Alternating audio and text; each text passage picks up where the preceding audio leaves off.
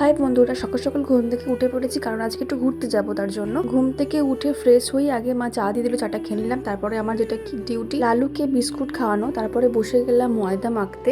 আর আজকে একটু আমার প্রিয় মানুষের সাথে ঘুরতে যাচ্ছি অনেক দিন পর। আর তার জন্য বাড়ি থেকে খাবার করে নিয়ে যাচ্ছে। দেখতে পাচ্ছ মা এদিকে সব জোগাড় করে নিচ্ছে রান্না করার জন্য।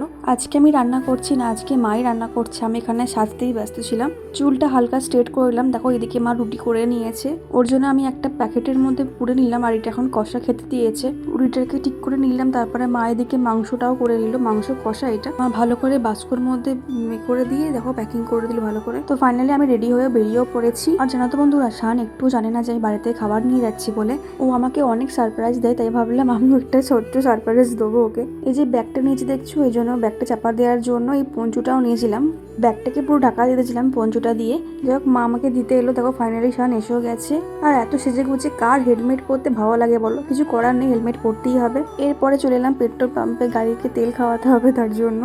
এরপরে দেখতে পাচ্ছ হাই রোডে চলে এসেছি। অনেকদিন পর দুজনে মিলে ঘুরতে এলাম, খুব আনন্দ ছিল। আর এই পার্কটার কি নাম আমার এই মুহূর্তে মনে পড়ছে না। এরপর দোকানে চলে এলাম কিছু কেনাকাটা করতে। আর জানো তো বন্ধুরা, তোমাদের সঙ্গে একটা ভিডিও শেয়ার করবো বলে ভিডিও ক্লিপ নিয়েছিলাম, কিন্তু ক্যামেরা অন করতেই মনে নেই, খুবই কষ্ট হচ্ছে ওর জন্য।